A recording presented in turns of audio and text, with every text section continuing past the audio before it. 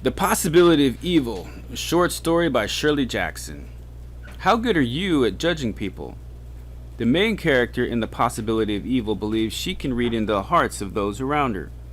Do you think it's so easy to judge people? Are you confident that you would recognize evil if you came face to face with it? Character motivation. One way of learning about a character is to consider his or her motivation, the reasons behind the character's actions. Writers usually do not directly state a character's motivation. Instead, readers often must figure out motivation by thinking about the character's words, thoughts, and actions, how other characters react to him or her. In The Possibility of Evil, Miss Strangeworth believes she acts in response to a moral dilemma, a choice between two options that violate one's moral principles. As you read, think about whether Miss Strangeworth is really motivated by moral principles or if she has other reasons for her actions. Making inferences. When you make inferences about a character, you apply your knowledge of human behavior to clues provided in the text. For example, if a character crosses to the other side of the street as another character approaches, you may infer that he or she doesn't like the other character. As you read The Possibility of Evil, note details that help you make inferences about the thoughts and feelings of characters. Use a diagram like the one shown here. Meet the author.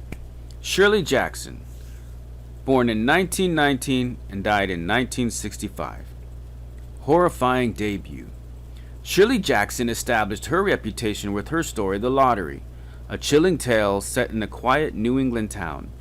After the story was published in The New Yorker in 1948, outraged readers bombarded the magazine with letters and requests to cancel their subscriptions.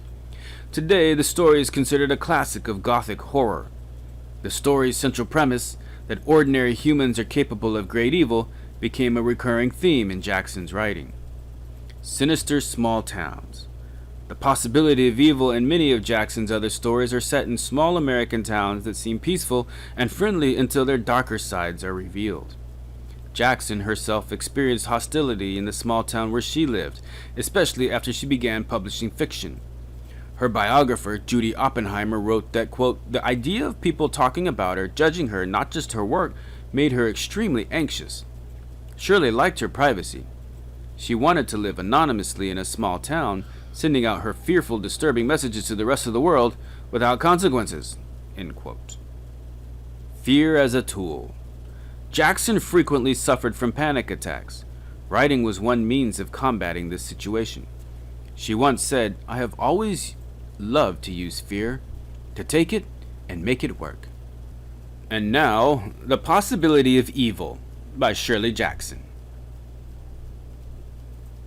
Miss Adela Strangeworth stepped daintily along Main Street on her way to the grocery. The sun was shining, the air was fresh and clear after the night's heavy rain, and everything in Miss Strangeworth's little town looked washed and bright. Miss Strangeworth took deep breaths and thought that there was nothing in the world like a fragrant summer day. She knew everyone in town, of course. She was fond of telling strangers, tourists who sometimes passed through the town and stopped to admire Miss Strangeworth's roses, that she had never spent more than a day outside this town in all her long life. She was 71, Miss Strangeworth told the tourist, with a pretty little dimple showing by her lip, and she sometimes found herself thinking that the town belonged to her. "My grandfather built the first house on Pleasant Street," she would say, opening her blue eyes wide with the wonder of it. "This house, right here. My family has lived here for better than 100 years. My grandmother planted these roses, and my mother tended them, just as I do. I've watched my town grow. I can remember when Mr. Lewis, Sr., opened the grocery store and the year the river flooded on the shanties on the low road, and the excitement when some young folks wanted to move the park over to the space in front of where the new post office is today. They wanted to put up a statue of Ethan Allen." Miss Strangeworth would frown a little and sound stern, "But it should have been a statue of my grandfather. There wouldn't have been a town here at all if it hadn't been for my grandfather and the lumber mill." Miss Strangeworth never gave away any of her roses, although the tourists often asked her. The roses belonged on Pleasant Street, and it bothered Miss Strangeworth to think of people wanting to carry them away, to take them into strange towns and down strange streets.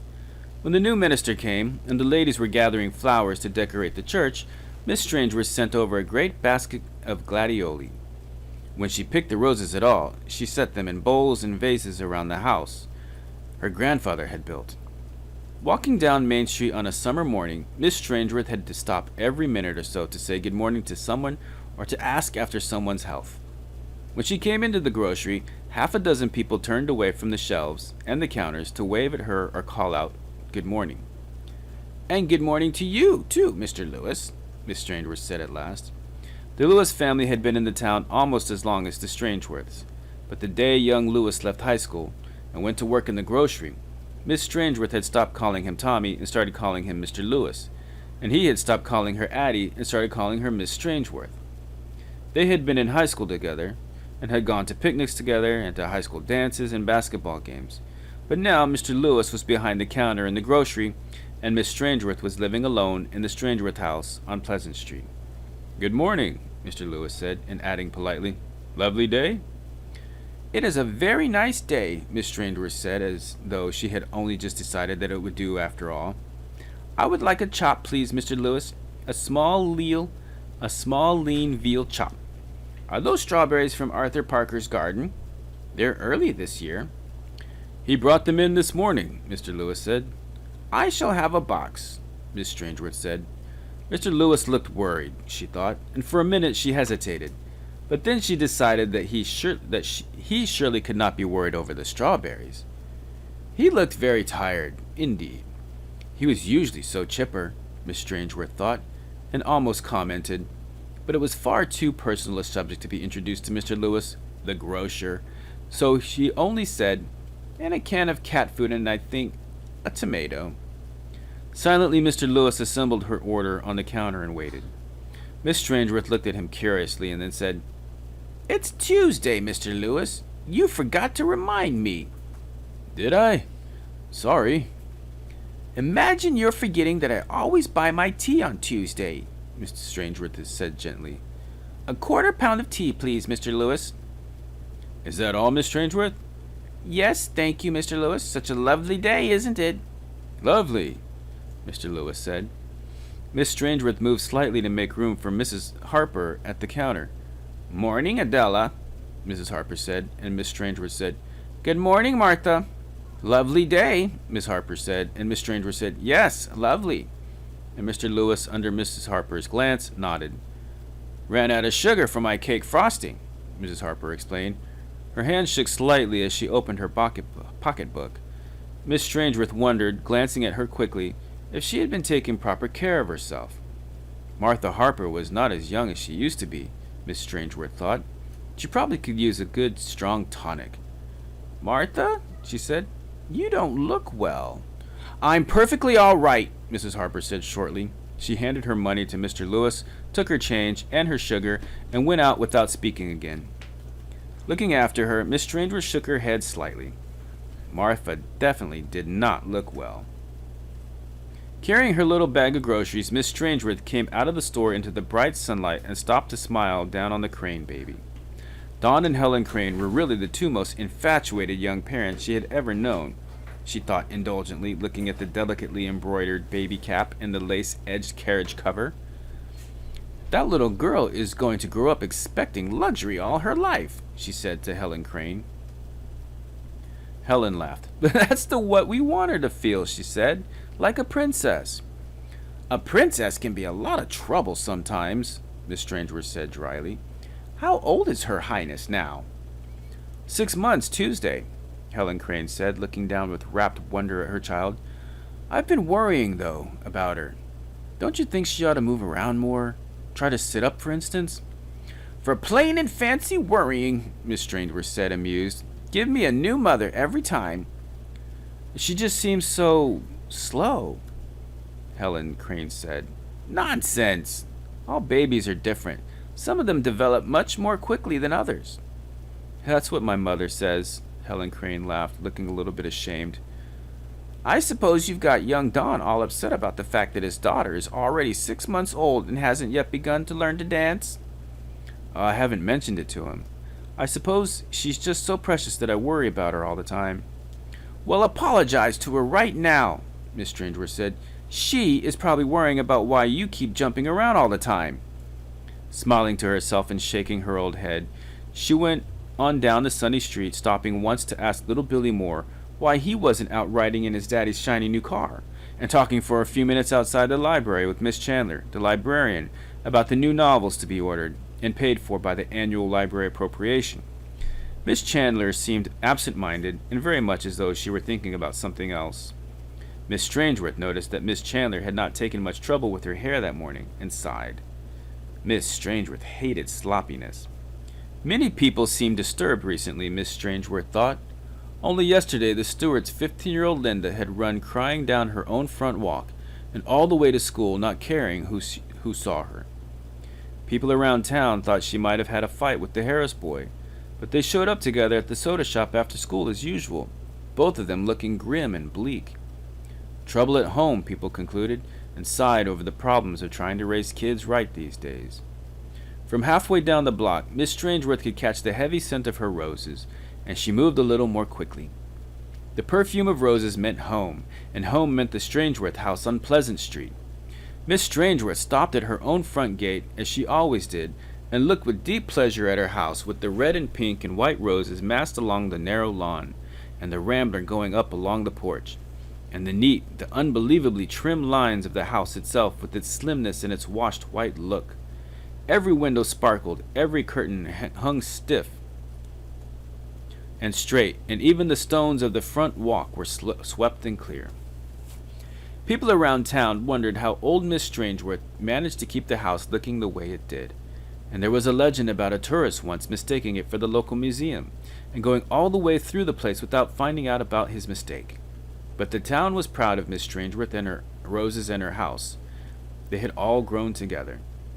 Miss Strangeworth went up her front steps, unlocked her front door with her key, and went into the kitchen to put away her groceries. She debated having a cup of tea, and decided that it was too close to midday dinner time. She would not have the appetite for her little chop if she had tea now.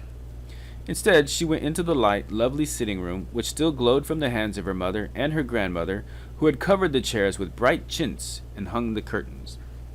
All the furniture was spare and shining, and the round hooked rugs on the floor had been the work of Miss Strangeworth's grandmother and her mother. Miss Strangeworth had put a bowl of her red roses on the low table before the window, and the room was full of their scent. Miss Strangeworth went to the narrow desk in the corner and unlocked it with her key. She never knew when she might feel like writing letters, so she kept her notepaper inside, and the desk locked. Miss Strangeworth's usual stationery was heavy and cream-colored, with Strangeworth House engraved across the top. But when she felt like writing her other letters, Miss Strangeworth used a pad of various colored paper bought from the local newspaper shop. It was almost a town joke, that colored paper, layered in pink and green and blue and yellow. Everyone in town bought it and used it for odd, informal notes and shopping lists. It was usual to remark upon receiving a note written on a blue page that so-and-so wouldn't be needing a new pad soon. Here she was, down to the blue already. Everyone used the matching envelopes for tucking away recipes or keeping odd little things in, or even to hold cookies in the school lunch boxes. Mr. Lewis sometimes gave them to the children for carrying home penny candy. Although Miss Strangeworth's desk held a trimmed quill pen, which had belonged to her grandfather, and a gold frost fountain pen, which had belonged to her father, Miss Strangeworth always used a dull stub of pencil when she wrote her letters, and she printed them in a childish block print. After thinking for a minute, although she had been phrasing the letter in the back of her mind all the way home, she wrote on a pink sheet, "Didn't you ever see an idiot child before? Some people just shouldn't have children, should they?" She was pleased with the letter. She was fond of doing things exactly right. When she made a mistake, as she sometimes did, or when the letters were not spaced nicely on the page, she had to take the discarded page to the kitchen stove and burn it at once. Miss Strangeworth never delayed when things had to be done. After thinking for a minute, she decided that she would like to write another letter, perhaps to go to Mrs. Harper, to follow up the one she had already mailed. She selected a green sheet this time and wrote quickly, "Have you found out yet what they were all laughing about after you left the bridge club on Thursday? Or is the wife really always the last one to know?" Miss Strangeworth never concerned herself with facts. Her letters all dealt with the more negotiable stuff of suspicion. Mr. Lewis would never have imagined for a minute that his grandson might be lifting petty cash from the store register if he had not had one of Miss Strangeworth's letters. Miss Chandler, the librarian, and Linda Stewart's parents would have gone unsuspectingly ahead with their lives, never aware of possible evil lurking nearby, if Miss Strangeworth had not sent letters to open their eyes. Miss Strangeworth would have been genuinely shocked if there had been anything between Linda Stewart and the Harris boy, but as long as evil existed unchecked in the world, it was Miss Strangeworth's duty to keep her town alert to it. It is far more sensible for Miss Chandler to wonder what Mr. Shelley's first wife had really died of than to take a chance on not knowing. There were so many wicked people in the world and only one Strangeworth left in town. Besides, Miss Strangeworth liked writing her letters. She addressed an envelope to Don Crane after a moment's thought, wondering curiously if he would show the letter to his wife, and using a pink envelope to match the pink paper. Then she addressed a second envelope, green, to Mrs. Harper. Then an idea came to her, and she selected a blue sheet and wrote, "You never know about doctors. Remember, they're only human and need money like the rest of us. Suppose the knife slipped accidentally. Would Dr. Burns get his fee and a little extra from that nephew of yours?" She addressed the blue envelope to old Mrs. Foster, who was having an operation next month. She had thought of writing one more letter to the head of the school board, asking how a chemistry teacher like Billy Moore's father could afford a new convertible. But all at once she was tired of writing letters. The 3 she had done would do for one day. She could write more tomorrow. It was not as though they had all to be done at once. She had been writing her letters, sometimes 2 or 3 every day for a week, sometimes no more than 1 in a month, for the past year. She never got any answers, of course, because she never signed her name. If she had been asked, she would have said that her name, Adela Strangeworth, a name honored in the town for so many years, did not belong on such trash. The town where she lived had to be kept clean and sweet, but people everywhere were lustful and evil and degraded, and needed to be watched. The world was so large, and there was only one Strangeworth left in it. Miss Strangeworth sighed, locked her desk, and put the letters into her big black leather pocketbook, to be mailed when she took her evening walk. She broiled her little chop nicely, and had a sliced tomato and a good cup of tea ready when she sat down to her midday dinner at the table in her dining room, which could be opened to seat 22, with a second table, if necessary, in the hall. Sitting in the warm sunlight that came through the tall windows of the dining room, seeing her red roses massed outside, handling the heavy old silverware and the fine translucent china, Miss Strangeworth was pleased. She would not have cared to be doing anything else. People must live graciously after all, she thought, and sipped her tea. Afterward, when her plate and cup and saucer were washed and dried and put back onto the shelves where they belonged, and her silverware was back in the mahogany silver chest, Miss Strangeworth went up the graceful staircase and into her bedroom, which was the front room overlooking the roses, and had been her mother's and her grandmother's.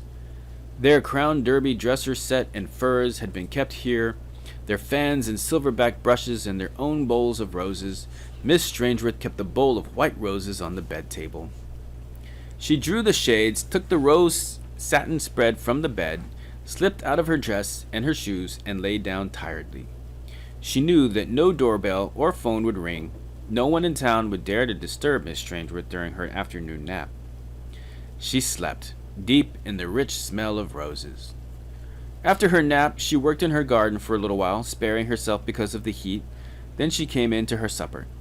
She ate asparagus from her own garden, with sweet butter sauce and a soft-boiled egg, and while she had her supper, she listened to a late evening news broadcast and then to a program of classical music on her small radio. After her dishes were done and her kitchen set in order, she took up her hat.